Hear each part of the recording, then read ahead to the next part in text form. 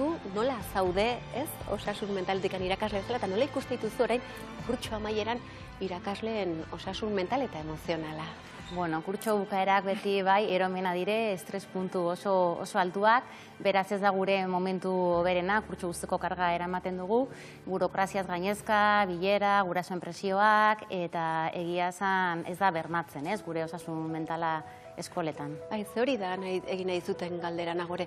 Berez irakasleek badaukate erramienta nahikoa bai zuen buru osasuna, ez? Irakasle bezala zaintzeko eta ikasleenak zaintzeko?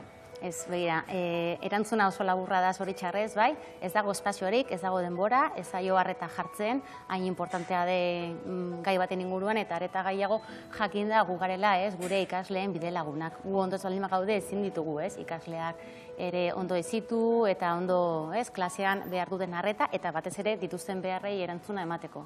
Denbora, Denbora, bai. Denbora. Naina horrezuk, momentu gogor bat pasatu zen duen, 2012an, zer gertatu zen? Bai, bueno, ni orduan bai, ikastetxe batean lan egiten nuen, kurtso bukaera zen, eta aretoan geunden hitzaldi baten zuten, eta ikasle batzu zeuden, bigarren DBH-koak mugikorrarekin argazkiak ateratzen, eta beraien artean txateatzen, eta orduan kendu nion ikasle bati mugikorra, eta hurrengo ikasturtean jarraitu nuen eskola honetan lanean, eta, bueno, bazkari familiar batean konturatu nintzen modu anekdotiko baten bitartez, sare sozialetan igotzen zuzela argazkiak, irainak... Zureak? Bai, nereak bakarrik ez, bai, ikastetxeko hainbat irakasleena, gela hortan sartzen ginenak, klasetan mugikorrak ateratzen zituzten, bideoa grabatu, beraien artean ere interaktatu zuten hor klasean, eta bueno, horre agertu zen pixkat kaja de Pandora bat iriki zen, eta gauza oso gogorrak aurkitu ziren. Eta zuk nola jaso zendun hori, ez? Ikusi eta konturatzea sare sozialetan zure irudia, ez? Hitzak daudela. Bai, itxitsuzia gainera, irainak, argazkiak, oso desegokiak.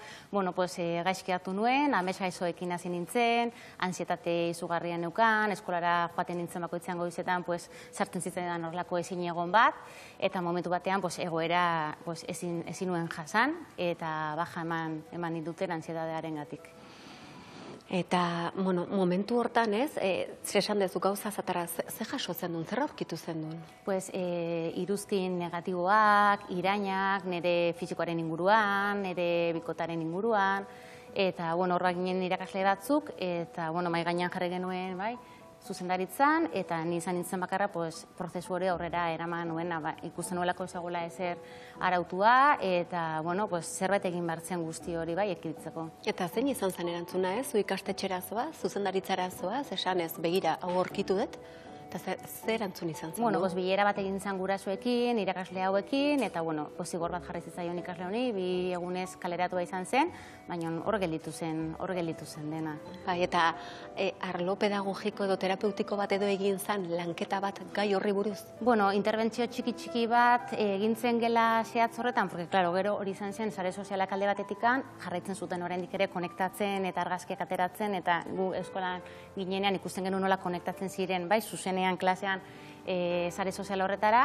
eta interbentzio txiki bat egon zen, baina nik klase horretan joaten nintzen bakoitzean, boikota egiten ninduten, ezinezkoa zen klasea matea, orduan, bihurtu zen infurno txiki. Guda bat bihurtu zen, ez? Nola eraman zendun guda hori egun horietan? Oso gaizki, askotan sartzen nintzen gelan, ansietatearekin, ez nekien nola kudeatu, ez neukan gainera, babes hori falta zitzaidan, beste irakasleekin ere hitz egiten nuen, nahiko orokorra zen, baina, bueno, ez zen gehiagirik egin. Bai, zezu, apoiatua sentitu zinen zure lankideen gatik? Ze beste bereietako batzuk ere jaso zuten, eh? Bai, egia da, hasiera batean, bai jaso nula pixka bat, baina gero aurrera jarraitu genuen moduan, bertan bera gelditu zen dena, orduan hor konturatu nintzen bakarrik sentitzen nintzela, bakarrik nengoela, ez? Eta orduan, ezinezkoa neukan eskolara joatea, ez nitulako baliabideak ez nituen, ez? Momentu horietan ez nuen sentitzen, ez? Beraien konfiantza ez da, beraien ardura eta erantzunkizun hartu zutela. Eta hor nagore zer da okerragoa? Bullyinga bera edo lankideen arteko isiltasun eta Hori ze gogorra sostengatzea, Pues ez? begira, dudarik gabe bigarrena, bai, dudarik gabe, porque lehenengo azkena esaten zuen, bueno, nerabeak dira, ez dakite, garai hoietan, bai, duela ja 12 urte gutxi gora bera, mugikorrak hazten ziren erabilerarekin, ez ginen konsiente, ez, gizarte bezala, eskola bezala, guraso bezala, irakasle bezala, zein darra zuten, ez, mugikorrak, baina gero, claro, gero guzti hori, pues, estanda egin zuenean, konturatzen zera, ez zegoela inungo, ez, erantzunkizunik, eta ez zela ezer egin, baizik, eta baldin bazen pixka bat, osea, tapatu, ez, alfombra azpian jarri, eta benga, gu aurrera jarraitzen dugu. Nik ezin izan nuen guzti hori sostengatu, eta horregatik, bai, ansiedadea euki nuen, eta baja eman ninduten. Eta ze ondo, ezen dula sostengatu, ze gaur egun mugikorren bide guzti hori ere beste modu Bai. batera egiten ari da, batzuk ezin izan zendulako sostengatu eta stop bat esan zendula, ez? Ze hor momentu batean zuk ere beldurra sendituko zendu. Noski, bai, noski. Guztiz, osea, beldurra sentitu nuen, bakardadea izugarria, ni bete izaten dut prozesu luza izan zen, ia 5 urte egon nintzen, Donostian hasi nintzen gerturatu, porque ansiedadea, bai, sartzen zitzaidan. Hori da etzan bakarrik elan orduan, ez? Baizik eta bai. gelatikan kanpo Donostin ere zu... Bai, nire bizitza guztia baldintzatuta gelditu zen. Eta nire bizitza ni beti izan dut kongelatuta bezala gelditu zen, ez?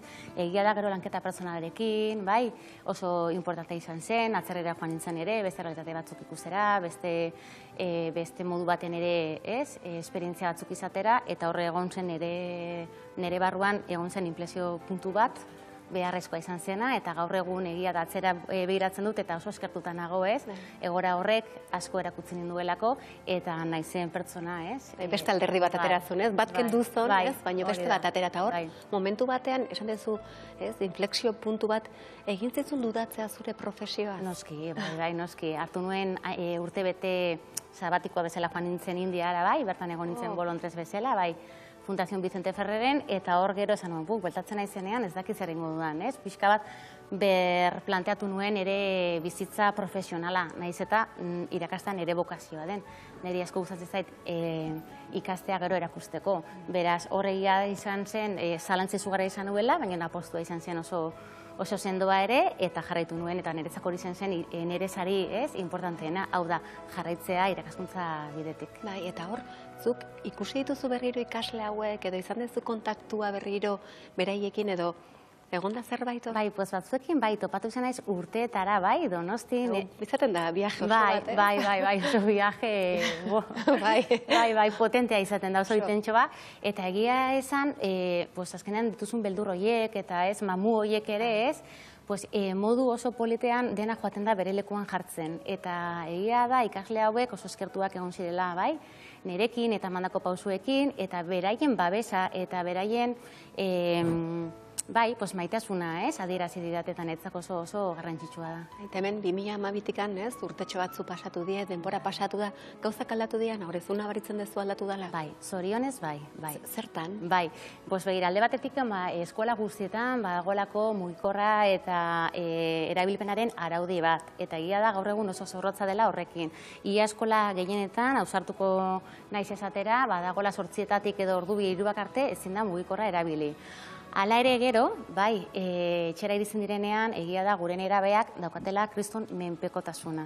Eta askotan, gurasoak etortzen dire eskoletara eta turoi izanez, ez dakitela zer egin, bai, beraien seme alabekin, pasatzen duzelako orduak eta orduak, bai, beraien gelan sartzak gauetan batez ere oso berandu oheratzen dira, daudelako sare sozialekin eta mugikorrarekin behin eta berriro.